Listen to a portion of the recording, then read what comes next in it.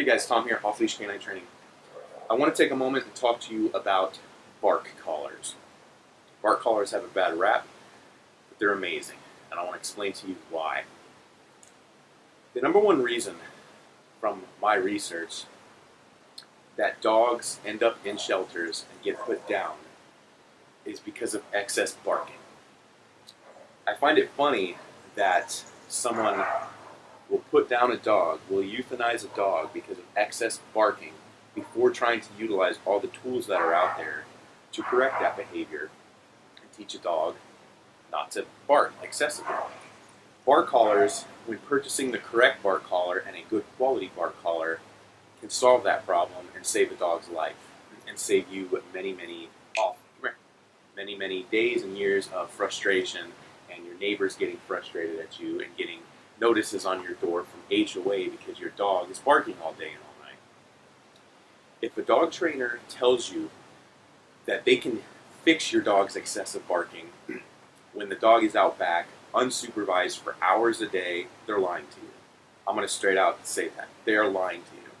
Because it's not going to happen. It can't happen. There's no way that that can be possible.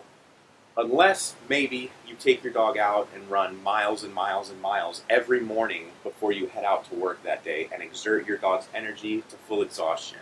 And even in that case, depending on the breed of dog, sit down. Depending on the breed of dog, they may get a second wind around lunchtime and get bored and start barking in your backyard. Bark collars. There are many out there. They're not all the same. I'll just go out and say the ones at PetSmart, the ones at Petco, the one that you can pretty much purchase at your everyday pet store around the corner are most likely not going to be your good quality bark collars. And what I mean by good quality is the technology that's in that bark collar. The reason why bark collars work so well is because technology is much faster than we are, and it's going to correct hops. As soon as hops gives off a bark or a loud whine, and hops' vocal cords vibrate, there's technology in this collar that sense that and give a very small, slight correction to the dog. Now that's where a lot of people mess up, is they don't program these collars to give the correct correction. They set it too high or they set it too low. I call it a motivational correction.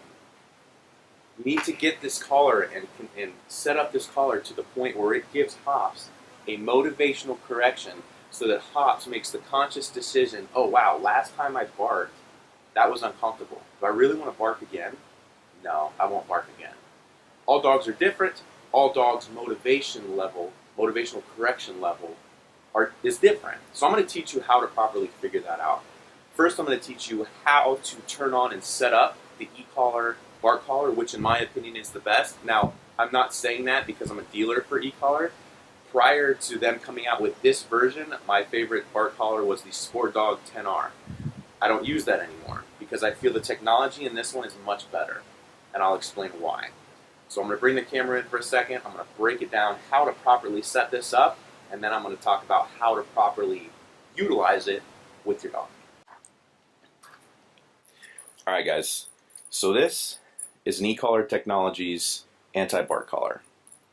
This right here is the sensor. This is the sensor that senses the vocal cords vibration and will give the dog a correction when it's needed.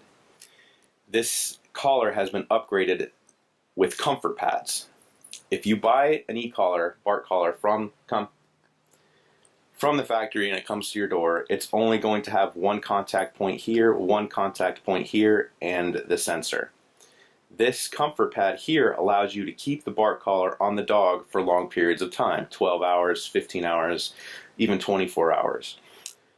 So this is upgraded to a comfort pad. Now if you're going to utilize this, I do suggest purchasing a comfort pad. These are short-haired comfort pads. The long-haired comfort pads are a little bit longer. Because in my opinion, if you're going to utilize a bark collar, it's probably going to be on your dog for at least 8 hours.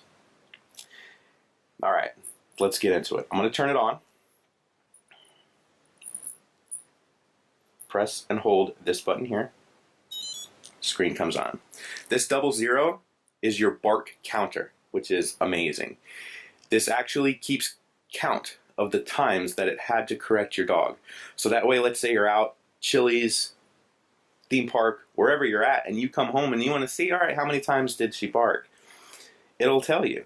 Now, you want to keep in mind, if you have this on your dog and you come home and it's at a 30, obviously the motivational correction that's set in the bark collar is not high enough because the dog pushed through it and kept barking and kept barking. So that's another great reason why it has a bark counter, other than just letting you know how many times the dog barked. You can actually, it can help you troubleshoot and get the proper settings on the e-collar. All right, so that's the bark counter. I'm going to tap that button again.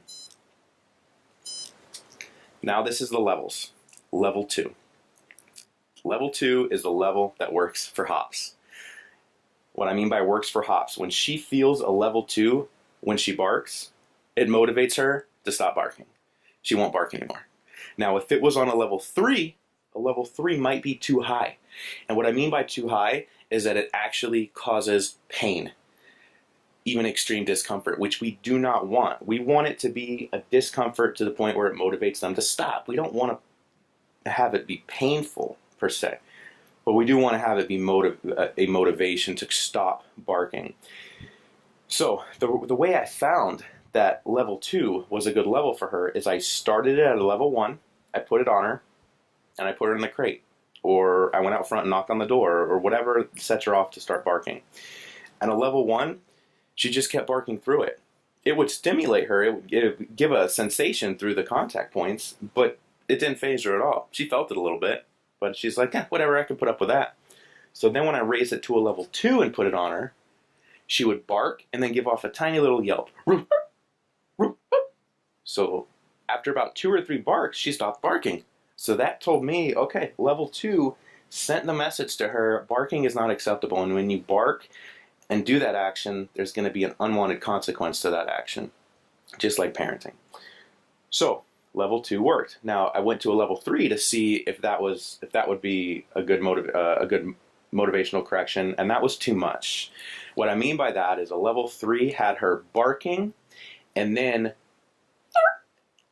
pretty much yelping or barking after the collar went off, to the point where it kept setting the collar off. So she would bark, collar would give her a correction, and it would cause her to bark again because the correction was so high, and then it would cause the e-collar to go off again, just creating an never-ending cycle, which that's what we don't want. Because imagine this, imagine you not properly setting up this bark collar to your dog, putting it on a level you think is a good level, let's say a 4, me leaving the home and it going off and correcting her, and then her just going through that cycle of barking, correction, so painful she barks again, correction, so painful she barks again, correction.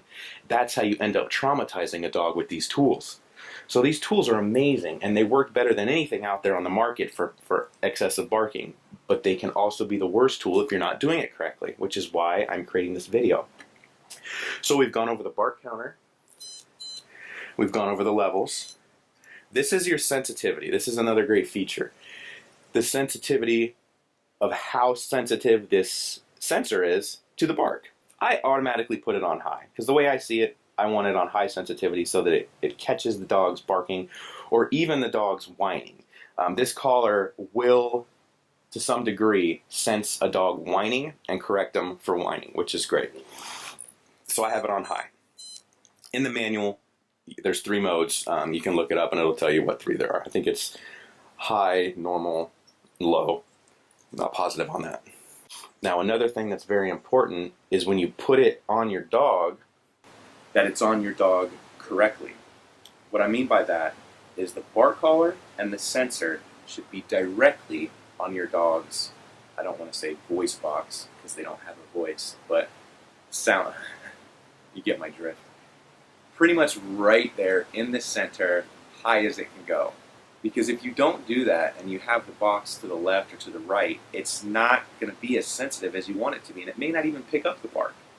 We don't want that. So you want it directly underneath the throat, right on the voice box. I'm going to show you what that looks like on hops. And you want it nice and snug, because if it's loose, it's going to move around. It's going to move away from the center of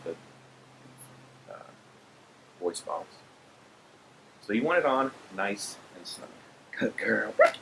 Good girl. Good girl. All right, let's show the camera. All right, so if you can see, it's right there on the center, and it's on her nice and snug. It's not going to move around. What we like to call is a 2-finger tight fit. I have to force my 2 fingers in between the top of her collar and her neck. That's how you know it's a good fit. If you can just walk up there and slide your 2 fingers underneath that, it's not snug enough, and it's going to move around.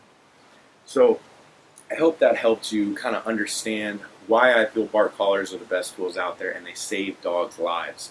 I'm telling you, if a trainer tells you, oh yeah, I'm a 100% positive treat trainer, and I can come over and I can fix that excessive barking in the backyard, they're taking you for your money. They can't do it. Unless, and if they can, please let me know. Because the bottom line is, there needs to be somebody or something there to hold the dog accountable. Once the dog realizes that they're not being held accountable, it's free reign. They can do whatever they want. They can dig holes in the fence. They can eat flowers in your backyard, eat sprinkler heads, bark excessively at anything and anything that walks around or moves, and drive your neighbors absolutely insane.